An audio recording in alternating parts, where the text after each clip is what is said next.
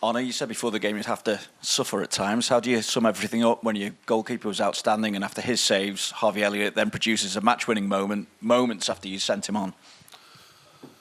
Yeah, I think when we would have had a draw over here, we would have been already the lucky one, and that is clear for everyone. I think they were the much better team today,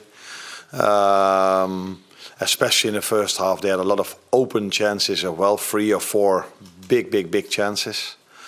In the second half, they were still the better team, still had a lot of shots on target, but they were mainly from outside the box. But I knew before the game, and I saw it today again, how much quality this team has and these individual players have. So all these shots from them from outside the box are with a certain speed that you only see with the top players. We have them as well, but you see them with them as well. That's why Alisson still had to make a lot of big saves. We were lucky with the first half that the goal was fractionally offside. I was very happy that in a difficult circumstances over here, the referee wasn't impressed. That's not always in away games the situation. And yeah, in the end we were already in the game 3, 4, 5 times. I felt like, oh, we can hurt them in transition, but we didn't. But we waited till the last moment, and then we hurt them. Can you sum up what a moment as well that was for Harvey coming on and scoring so soon after?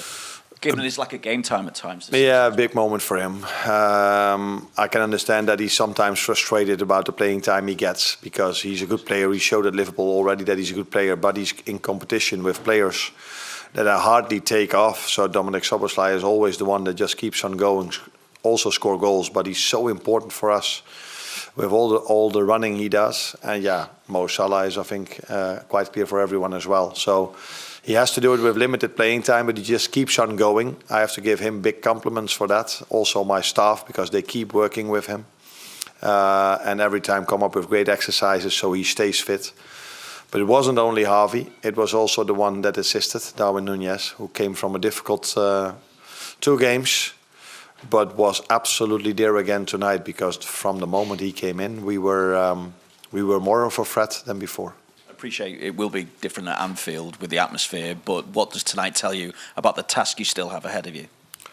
Now, what it tells me is that we are of course 1-0 win. If you have seen the game, it's a very good result for us. But we also felt the quality of Paris Saint Germain. And I knew it before. They've won 10 times in a row, scored goal after goal after goal, incredible pace with the wingers. So every underlying stat shows you that they are the best team in the Champions League. So we were the league table, won it, but they were in the underlying stats the best team. So I wasn't surprised that they were so good. So we're definitely going to need our fans in a week's time. Arne, is it fair to say it was the toughest opposition you've had this season? And if yes, is it because of PSG's performance, or is it also due to the fact that your team, let's put it mildly, were under par tonight? That they were? Under par. No, we were not under par. It's pure the quality of Paris Saint Germain and the way they've played this whole season. I can say it one more time. All the underlying stats show you that they were the best team in Europe till now, except for the league table. But they've had Arsenal, they've had Bayern Munich, they've played Atletico Madrid, and they've played Man City, and still have the best underlying stats. And they showed today. And I already knew it, but the players saw it today as well, and our fans and whole of England, that Luis Enrique made an incredible team here after 3 windows. So much pace, so much work rate, so much quality in the midfield, how they handle the ball. So it was an unbelievable challenge for us to get away here with a result, and we know it's going to be a hard one in a week.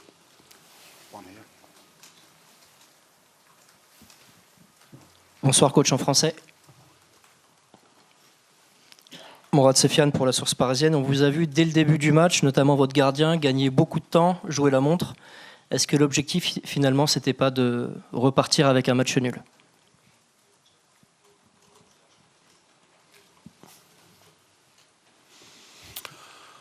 I think it's clear you are not used to Let me say it in other words. I've played games this season where goalkeepers took much more time before they took a goal kick than we did tonight.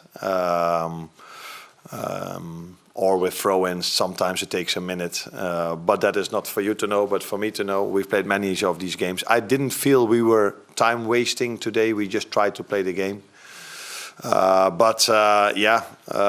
It was clear that as the game passed by, a draw was the best possible result for us. But in the end, we were lucky to even get the win.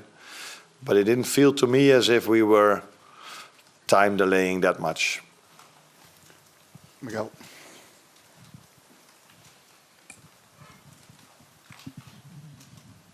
Arne, PSG were particularly brilliant for the first half hour or so, but then it felt like you managed to shore them up. What were you thinking at that moment, and was there anything specific you did? Yeah, we changed a bit the way we pressed in the second half compared to the first half. And I also agree with you that in the first half they had 3 or 4 open chances, so one-on-ones and a cutback cross that just went over the bar. And the moment that he went one-on-one and the ball came back, and 2 or 3 chances in a row. So in the first half it was almost a miracle that it was 0-0. The second half it was more due to their quality that they could create chances, because all of their shots were outside the box. But these players, I just said it already, and our players have the same. If they get shots from 18 yards or 20 yards, it's still half a chance because they can hit it so hard. And that's why I think you saw 2 teams that have dominated their league. They're the French, us in England, playing against each other with so much quality involved in the game. But Paris Saint Germain was by far the better team in ball possession than us. Beth here. Hi Arne. Trent has obviously had a lot of scrutiny this season on his defending, and he always does, but I thought tonight, even though he was up against some really top players, he handled it really well. What did you make of him?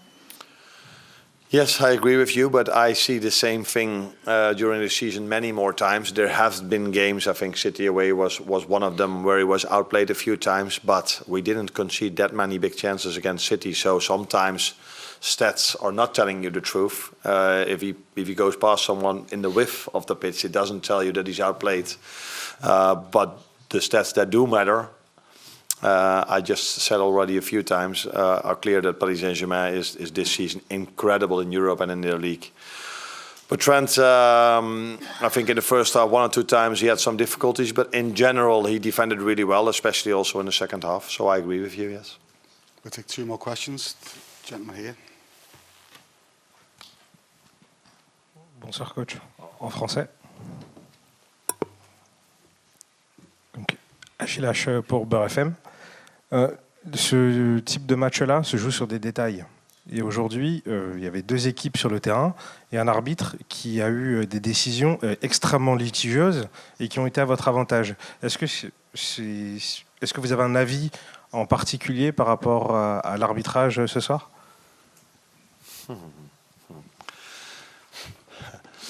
The big difference is between French and Netherlands and England is that you guys ask me questions about time delay and about referee decisions, where in England I have to talk about this myself, and I don't get these questions if we are disadvantaged. Is that the word to say? A lot. Then nobody asks me about it. I just said that it's not easy for a referee if you are refereeing in a game like this, where the fans are they are so there for the home team. Apart from that one moment where you could argue if it's a red, yes or no, with Ibu and Barcola, I didn't feel he was in favor of us or in favor of them. It was just a top referee that should be in a game like this. And I think if the referee would have blown his whistle, the VAR would not have overturned it. And now it was also clear for me that he should not have overturned it because it wasn't clearly wrong.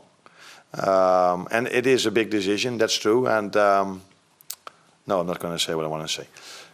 Let's keep it like this. Final one at the back.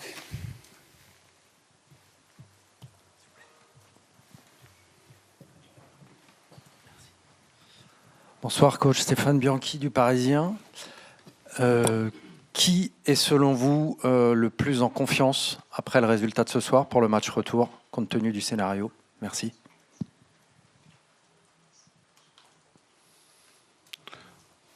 Who's the most confident player?